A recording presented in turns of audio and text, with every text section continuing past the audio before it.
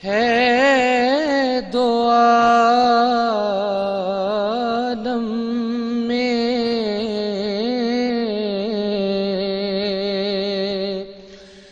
تیری اے گلے چیدہ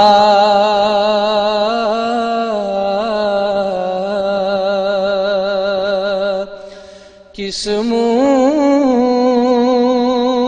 سے بیاں ہو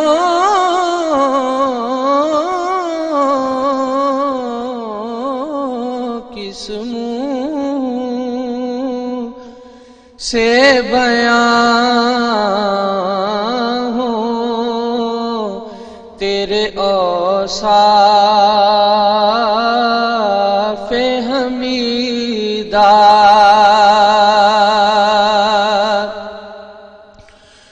تجھ سا کوئی آیا ہے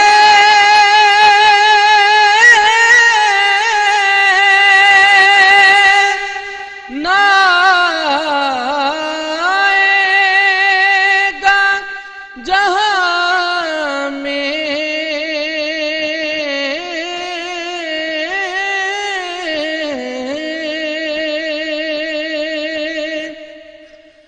تجھ سا کوئی آیا ہے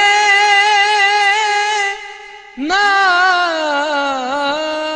آئے گا جہاں میں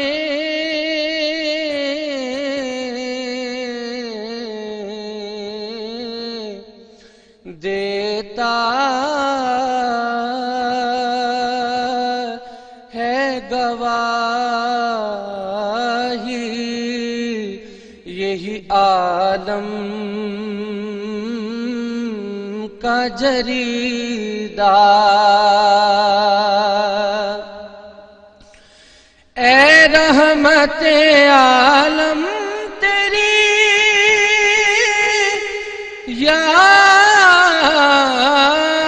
یادوں کی بدولت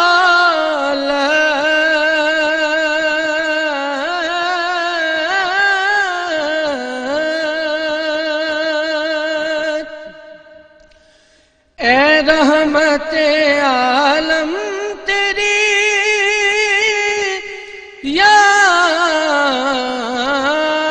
یادوں کی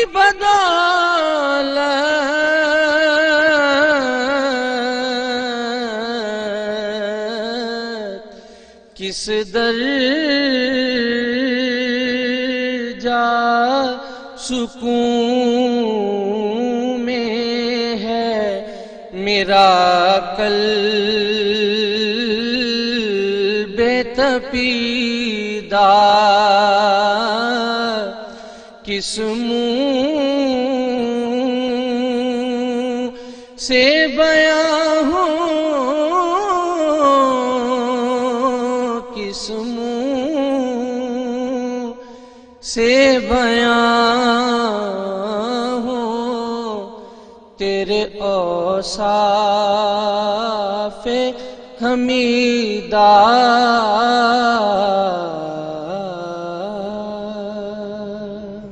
سبحان اللہ بہت شکریہ ماشاء اللہ شہزاد لیاقت صاحب، تھینک یو ویری مچ.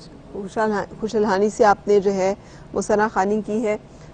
آپ ڈاکٹر صاحب بتا رہے تھے، اس سے پہلے ہم نے عباد الرحمن کا قصہ جو ہے وہ کیا. مجھے ایک بڑا انٹریگ ایک آئے مبارکہ نے کیا ہے کہ اور وہ قیامت کے دن قلب سلیم لے کر آئیں گے.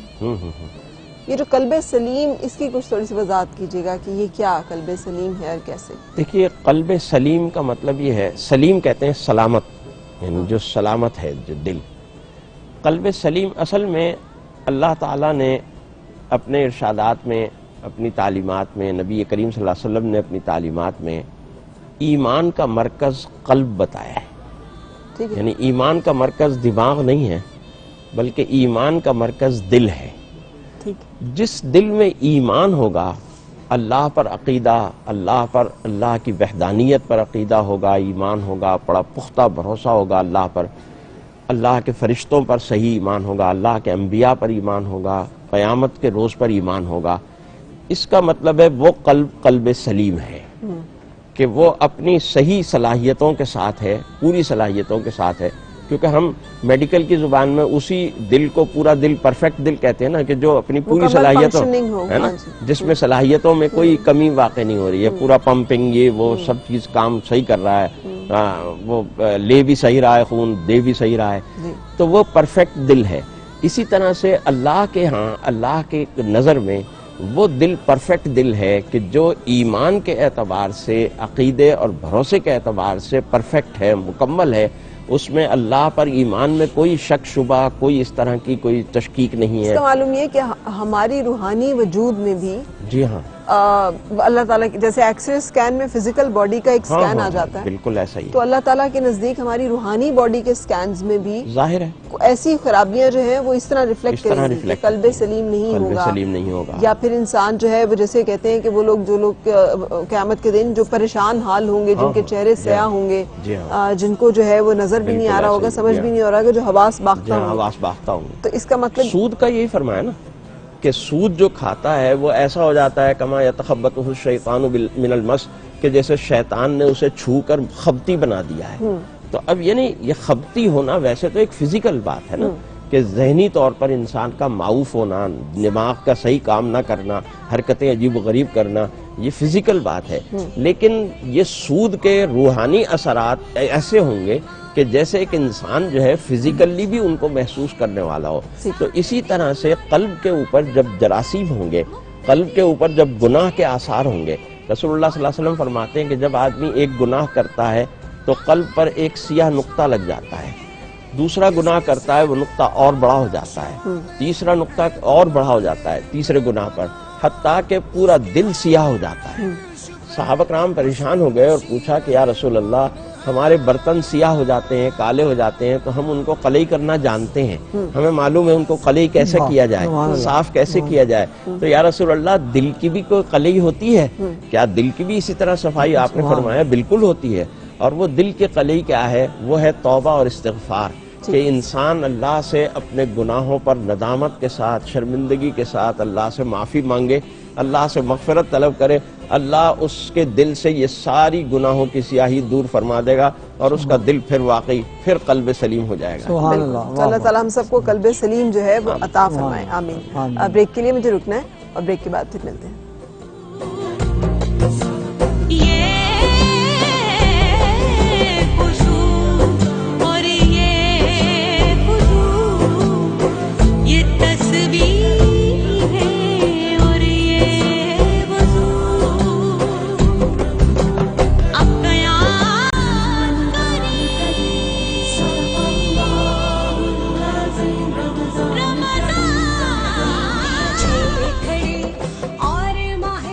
خوش آمدید اے پلس کی خصوصی رمضان ٹرانسمیشن، جو ہم اس نیت اور اس خلوص کے ساتھ سجاتے ہیں کہ ہم سب مل کے اس مہینے کی عبادتوں اور ریاستوں میں حصہ ڈالیں، اور کوئی بات ہمارے علماء کرام سے، کسی کلام کے ذریعے سے، کسی نعتیہ اشعار کے ذریعے سے، کسی بات کے ذریعے سے، ہو سکتا ہے اللہ تعالیٰ ہماری جو ہے مغفرت فرما دے، ہمارے لیے آسانیاں پیدا فرما دے، جو ہم سب کا مطلوب و مقصود ہے بحیثیت مومن، بحیثیت مسلمان.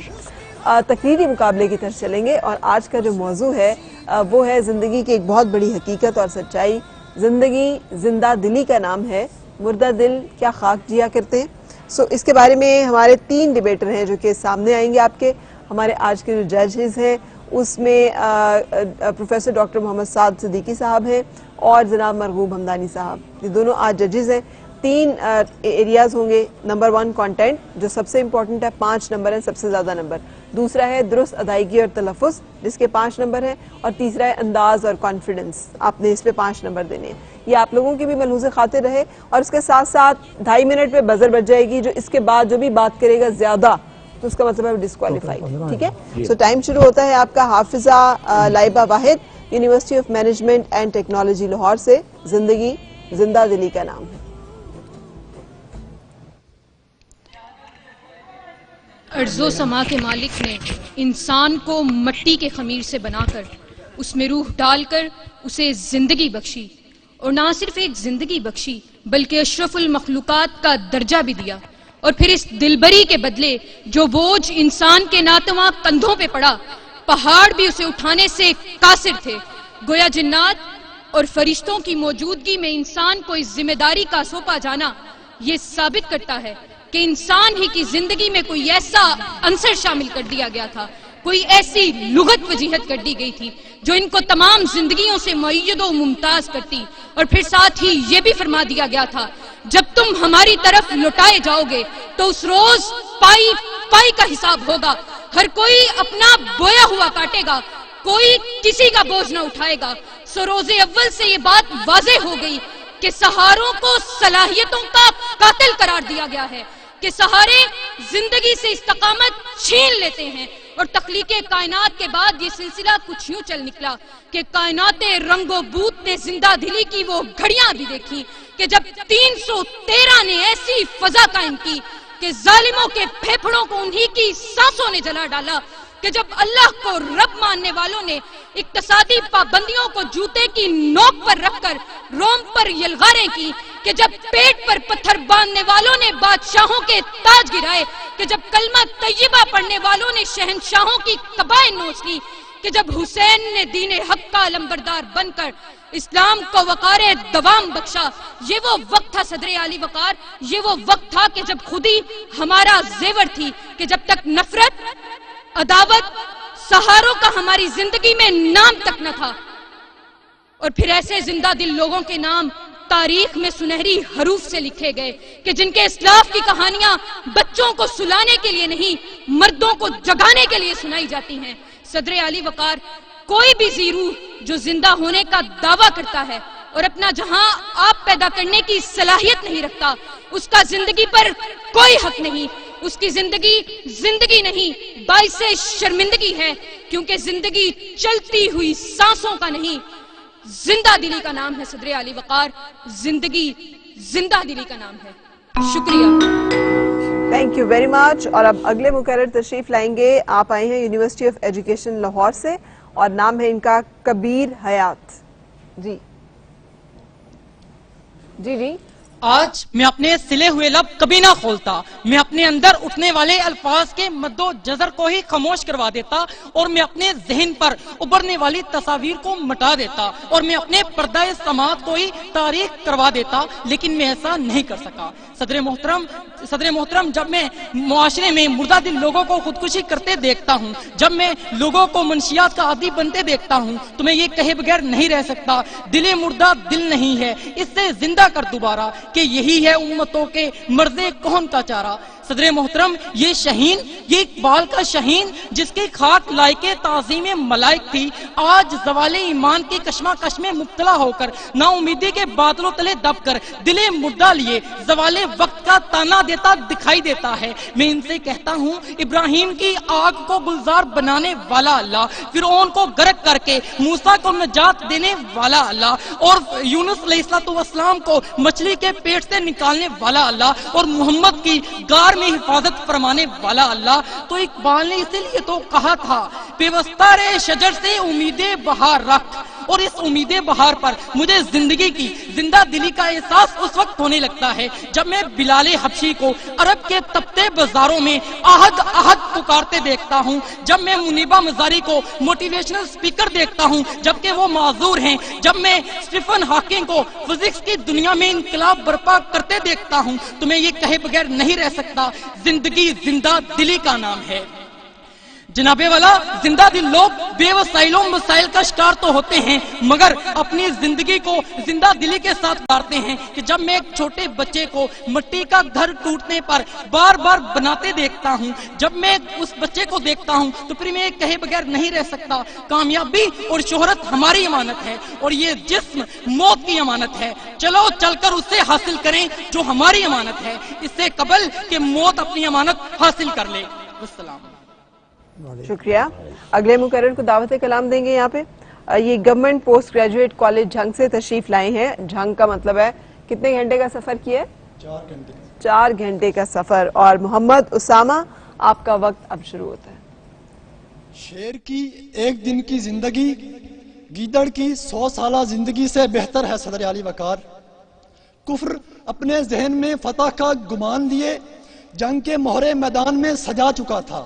ادھر عمارتوں کی کھڑکیوں کے ادھ کھلے کواڑ سب روشنی کے منتظر تھے کہ یثرب سے علم حق بلند کرتے ہوئے محمد عربی نمودار ہوئے تو سبھی دیویوں کی سطوتوں کا حسن ماند پڑ گیا. پھر حرم کعبہ جس کی بنیاد عظیم بت شکن ابراہیم علیہ السلام نے رکھی تھی وہ پڑے 360 بتوں کی قوت دم توڑ گئی. صدر علی وقار، غزوہ حنین سے غزوہ تبوک تک، مدینہ سے میدان کربلا تک ہمیں ایک ہی درس ملا کہ زندگی زندہ دلی کا نام ہے. صدر علی وقار، اگر ایک طرف فاقہ کشوں کی آہوں کا دھواں اٹھتا ہے تو دوسری طرف رات کے بعد افق پر چھاتا اجالا زندگی کی نوید سناتا ہے. اگر ایک طرف تعیشات کی فراوانیوں کے سامان ہیں تو دوسری طرف اگر ایک طرف تعیشات کی فراوانیوں کے سامان ہیں تو دوسری طرف مفلس کی دعا مجھے زندہ دلی سے ہمکنار کرتی ہے. اگر ایک طرف دختران ارض وطن طبلے کی تھاپ پر محو رقص ہیں تو دوسری طرف عرفہ کریم اور عافیہ صدیقی جیسی بہنیں ہمیں یہی پیغام دیتی ہیں. محبت کی نظر اہل وفا کی شان پیدا کر، بلندی اور پستی کی ذرا پہچان پیدا کر. نہ ہو حالات سے مایوس، دنیا خود بنا اپنی، دلوں میں حوصلے اور حوصلوں میں جان پیدا کر. دلوں میں حوصلے اور حوصلوں میں جان پیدا کر. مزہ ہے جینے مرنے کا انہی خطروں کے دامن میں. نئی بجلی، نئی آندھی، نئے طوفان پیدا کر. یہ سب تجھ سے اگر ممکن نہیں اے محو ناداں تو اپنی موت کا پھر شوق سے سامان پیدا کر. صدر علی وقار، میرا نظریہ یہ ہے کہ زندگی تیز تیز جیو اور جوانی کی موت مرو تاکہ اس پر اٹھنے والا ماتم تمہاری ناکامیوں اور حسرتوں پر پردہ ڈالے اور تمہاری زندگی نہ سہی تمہاری موت ایک عظیم سانحہ کی صورت میں رونما ہو. پاکستان پائندہ باد. Thank you so much Muhammad Usama. لیکن موت کا obsession اچھا نہیں ہوتا. We should not be obsessed with death. یہ زندگی اللہ تعالیٰ کی بہت بڑی نعمت ہے.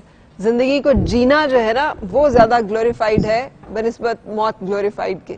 اچھا جی، شکریہ آپ سب نے اپنا اظہار خیال کیا. مجھے ایک بریک کے لیے رکنا ہے. جب تک ہمارے ججز جو ہیں وہ ذرا نتیجہ کمپائل کر لیں اور اس کے بعد ہم آپ کے سامنے خوبصورت نعتیہ کلام بھی پیش کریں گے اور ان بچوں میں سے کون بہترین مقرر ٹھہرا اس کا فیصلہ بھی. اس سے بڑھ کر معجزہ رمضان کا دیکھیں.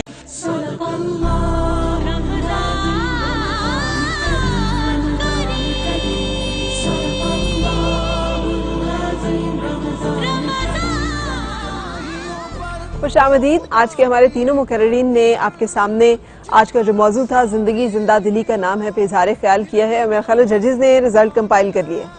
تو ڈاکٹر صاحب آپ کے خیال میں اور مرغوب حمدانی صاحب اتفاق رائے ہے کہ کون جیتا؟ ٹھیک ہے، لیکن آپ نے جس کو آپ سمجھیں گے کہ بہترین ہے آپ نے اس کی وجوہات بھی بتانی ہے تاکہ ان کے سامنے اپنی غلطیاں اور اپنی خوبیاں بھی آ سکیں. یہ تین ہمارے ماشاءاللہ نوجوان مقرر تھے اور تینوں نے واقعی زندہ دلی کا اچھا مظاہرہ کیا ہے. لیکن ہم دونوں کے مشورے اور اتفاق سے جو آج کے مقابلے میں جو فرسٹ امیدوار ہیں آج کی وہ حافظہ لائبہ وحید ہیں. ٹھیک ہے، اور آپ کے خیال میں باقی میرے بچوں خیال میں؟ ہم دونوں کے خیال میں بلکہ ٹھیک ہے، یہ ان دونوں کا مقابلہ بہت سخت تھا. یعنی حافظہ لائبہ کا اور کبیر حیات کا. ٹھیک ہے، دونوں کا میٹیریل بہت اچھا تھا لیکن کبیر حیات کا تھوڑا تلفظ کمزور تھا، غائن کی پروننسیشن پہ تھوڑا سا ادائیگی تھوڑی سی، اور ان کا انداز بھی اچھا تھا، ان کا تلفظ بھی اچھا تھا اور میٹیریل بھی بہت ریلیونٹ تھا، موضوع سے متعلق تھا. تو اس وجہ سے انہوں نے تینوں کیٹیگریز میں اچھے نمبر لیے ہیں اور اس وجہ سے ان کو ہم نے آج اتفاق رائے سے فرسٹ قرار دیا ہے. یہ آج کی ہماری ونر ہیں. بہت مبارک ہو. مبارک ہو آپ کو اور باقی آپ سب کو بھی بیسٹ آف لک. حوصلہ نہیں ہارنا ہے. مجھے آپ سب کو دیکھ کے اپنا وقت یاد آتا ہے جب میں بھی اسی طرح تقریری مباحثوں اور مقابلوں میں حصہ لیا کرتی تھی. بہت دفعہ آپ ہارتے ہیں اور زندگی کا یہی لیسن ہے کہ مقابلہ ہارنے کا مطلب دل ہارنا نہیں ہوتا. جب آپ دل اور ہمت ہار جاتے ہیں آپ اس دن ہار جاتے ہیں. ٹھیک ہے, سو آپ سب کے ساتھ جائے گا کشی جامع شیری کے خوبصورت تحائف. آپ کی تشریف آوری کا پروگرام میں بے حد شکریہ. یہ آپ کو یاد دلاتے رہیں گے, آپ آئے تھے اور آپ نے پارٹیسپیٹ کیا تھا. جب تک آپ اس کی میٹھی ٹھنڈک سے لطف اندوز ہوتے رہیں گے آپ ہمیں یاد رکھیں گے. کچھ خوبصورت کلام جو ہے وہ بھی میں آپ کے سامنے بھی پیش کروں گی. ہمارے نوجوان جو ہیں بہت ٹیلنٹڈ ہیں اور آج کے پروگرام میں ہم نے کوشش کی ہے کہ ہم ان کو یہاں پہ بلائیں اور نعت رسول مقبول صلی اللہ علیہ وآلہ وسلم جو ہے وہ سننے کی سعادت حاصل کریں. غلام فرید جی.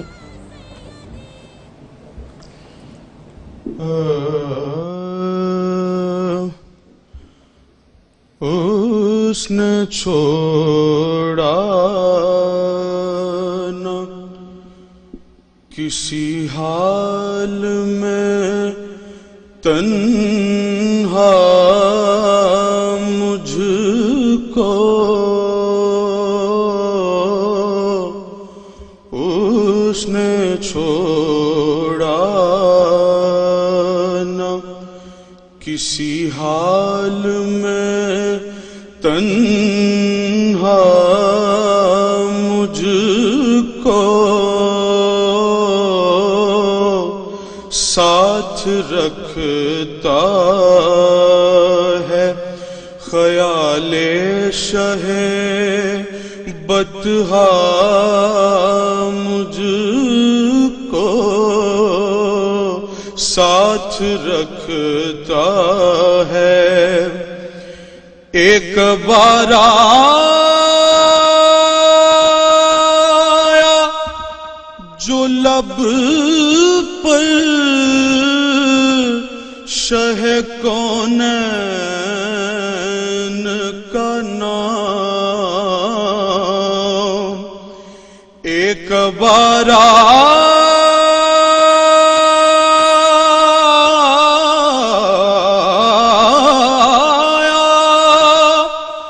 جو لب پر شہ کونین کا نام, تو رحمت حق نے کئی بار پکارا مجھ کو, رحمت حق نے کئی بار پکارا مجھ کو, اور قرب محبوب خدا دے یہ بڑی دولت ہے. قرب محبوب خدا دے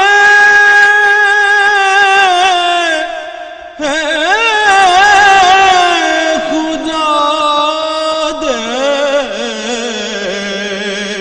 قرب محبوب خدا دے یہ بڑی دولت ہے.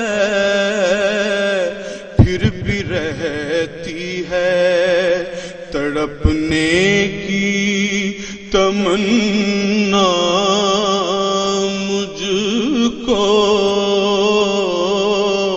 پھر بھی رہتی ہے. میں بھی گھر بیٹھے